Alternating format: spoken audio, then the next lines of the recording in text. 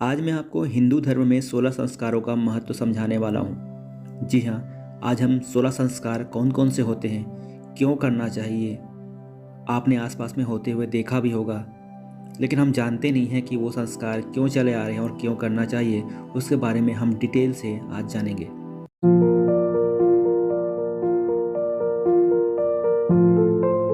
भारतीय संस्कृति का मूलभूत उद्देश्य श्रेष्ठ संस्कारवान मानव का निर्माण करना है। सामाजिक दृष्टि से सुख समृद्धि और भौतिक ऐश्वर्य प्राप्त है, किंतु मनुष्य जीवन केवल खाने पीने और मौज मस्ती करने के लिए ही नहीं है। हमारे ऋषियों और भौतिक उन्नति के गौड़ और आध्यात्मिक ज्ञान प्राप्त को जीवन का मुख्य उद्देश्य बताया है।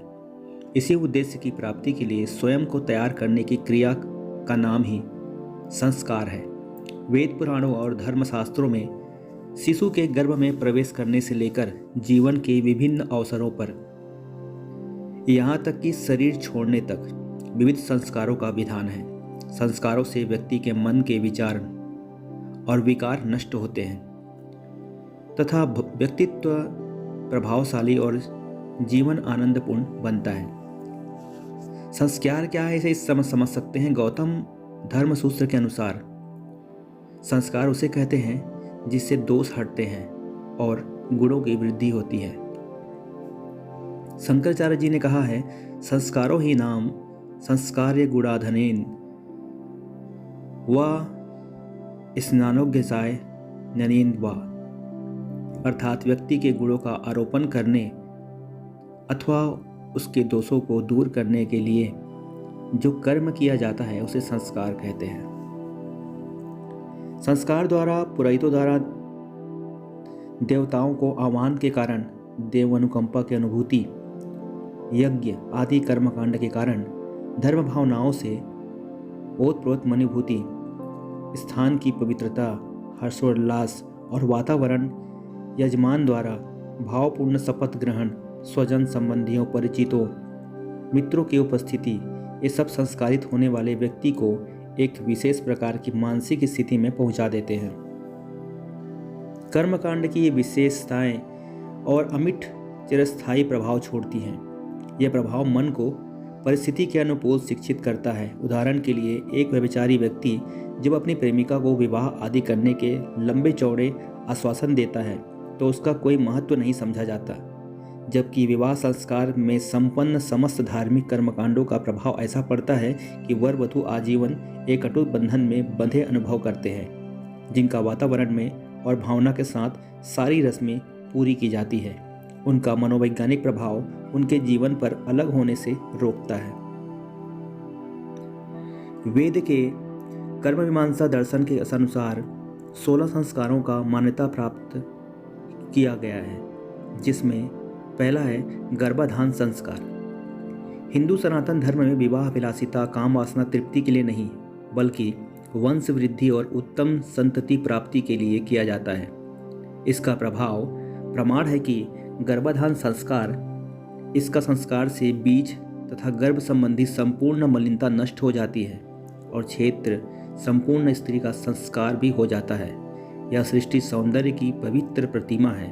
गर्भाधान संस्कार स्त्री पुरुष सहवास के लिए पारस्परिक सम्मति तथा संतान की आवश्यकता के लिए संस्कार किया जाता है। दूसरा, पुंसवन संस्कार। गर्भ से केवल पुत्र की ही प्राप्ति हो, इसके लिए पुंसवन संस्कार किया जाता है। तीसरा है सीमंतोन्नयन संस्कार। हमारा फल ही गर्भाधान संस्कार की भांति गर्भ की वृद्धि है। चौथा है जात कर्म संस्कार। जात कर्म संस्कार द्वारा माता के खान पान संबंधी दोष दूर होते हैं। पांचवा है नामकरण संस्कार। इस संस्कार में आयु तथा तेज की वृद्धि और लोक व्यवहार में नाम प्रसिद्ध होने से जातक तथा पृथक अस्तित्व कायम होता है। छठा है निष्कर्म संस्कार। इस संस्कार में शिशु को समंत्रक जगत प्राण भगवान सूर्य का दर्शन कराया जाता है। इससे लोक व्यवहार में सूर्य पूजन कहते हैं। इससे आयु तथा लक्ष्मी की वृद्धि होती है। सातवां है अन्नप्राशन संस्कार। इस संस्कार द्वारा मातृ गर्भ में मलिनता भक्षण से जो दोष उत्पन्न हो जाते हैं उसे शांत किया जाता है। 8 है चूड़ा कर्म संस्कार। बल, आयु, तेज की वृद्धि में चूड़ा कर्म संस्कार का फल है।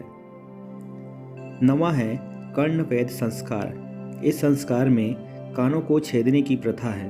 कर्ण छेदन का संस्कार प्रायः 6ठे, 7वें, 8वें और 12वें वर्ष में संपन्न कराया जाता है। लड़के के दाहिने कान में छेदने तथा लड़कियों के दोनों कानों में छेदने की प्रथा प्रचलित है।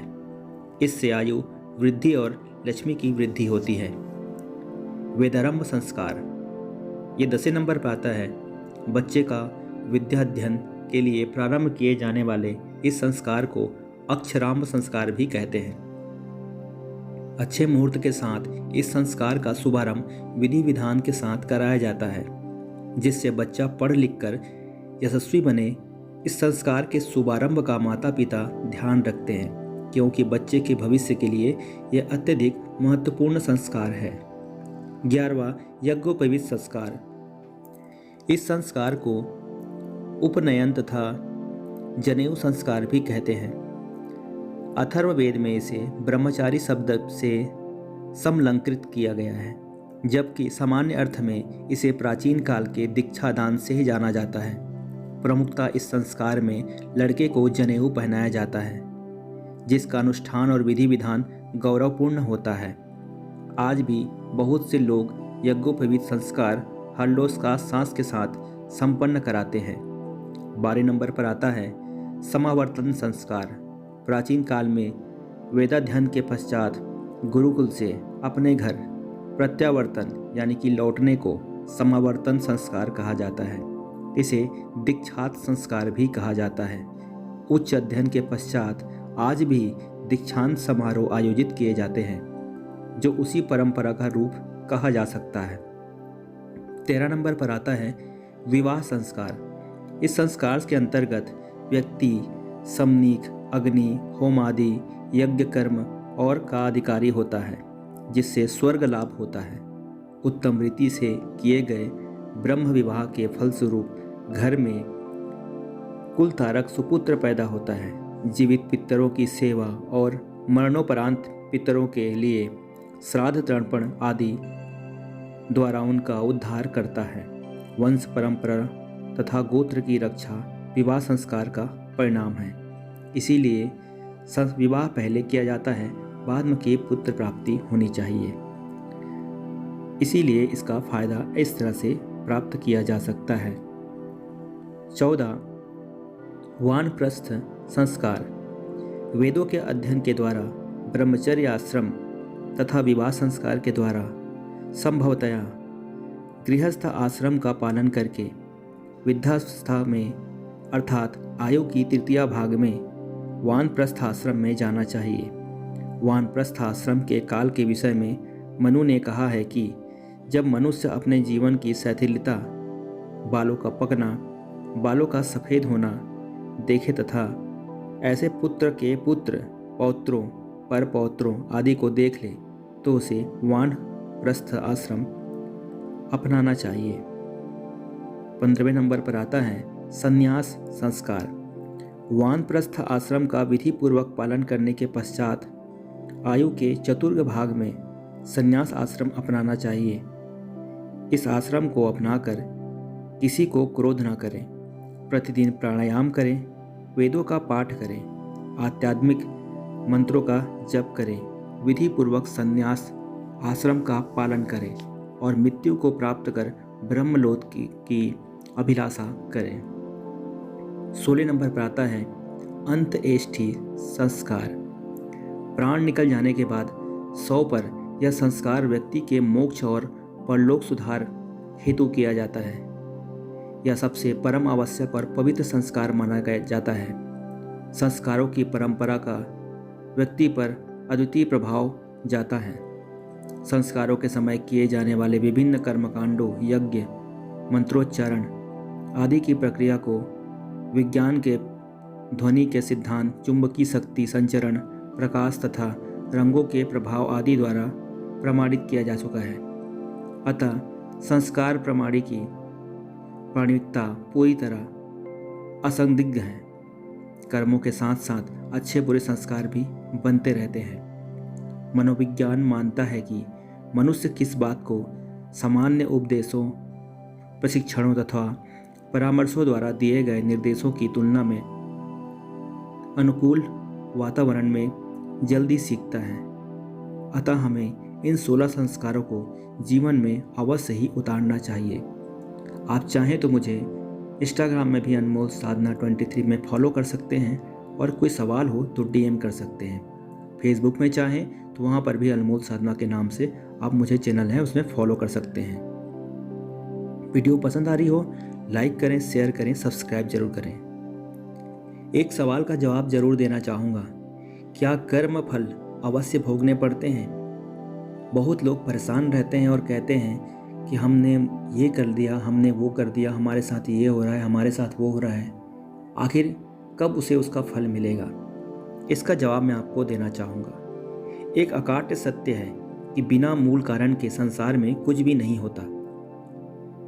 विभिन्न प्रकार के योनियों के जीवों में विभिन्न प्रकार के देह धारणार्थ, नानाविध खान पान, मानव समाज में कोई भी जन्मजात अंधा व कुष्ठी तो बिना स्वांग सुंदर हष्ट पुष्ट है, कोई दीनहीन दरिद्री तो कोई जन्म से नृपतुल्य ऐश्वर्य को भोगता है, कोई स्वल्प आयु ही भोगता है, कोई लंबी उम्र में स्वस्थ दिखाई दे रहा होता है, कोई आजीवन कुंवारा ही मर गया, तो कोई पुरुष अनेक स्त्रियों के साथ ऐश्वर्य को भोग रहा है। आखिर ये सब क्यों होता है? चाहे 100 करोड़ कल्प ही क्यों न बीत जाए, परंतु बिना भोगे कभी कर्म नहीं छूटता। जीव कर्म करने में स्वतंत्र है, पर तजन्य फल भोगने में सर्वथा परतंत्र है। जैसे बीज की विद्यमानता में ही अनुकूल अवसर आने पर अंकुर फूटता है, इसी प्रकार जीवों के प्राकृत शुभारंभ कर्म के परिपक्व होकर ही जन्म रूप में अंकुरित करते हैं, जिनके तारतम्य से जाति, आयु और भोगों का वैविध्य प्रकट होता है। कहना का होगा कि भोक्ता, भोग्य और भोगावधि तीनों वस्तुओं का जन्मजात विभेद कर्म विपाक का ही परिणाम है। अतः शुभारंभ या शुभ कर्म अवश्य ही भोगने पड़ते हैं। बिना भोगे कर्म कभी क्षीण नहीं होते और कर्म विपाक का अटल सिद्धांत है। उम्मीद करता हूँ आपको वीडियो पसंद आई होगी तो ज़रूर एक बार लाइक ज़रूर करें, शेयर करें, सब्सक्राइब कर लें, बेल आइकन को प्रेस कर लें। इस तरह दुर्लभ वीडियो के साथ फिर से आपके साथ मिलता हूँ। तब तक के लिए अपना ख्याल रखें।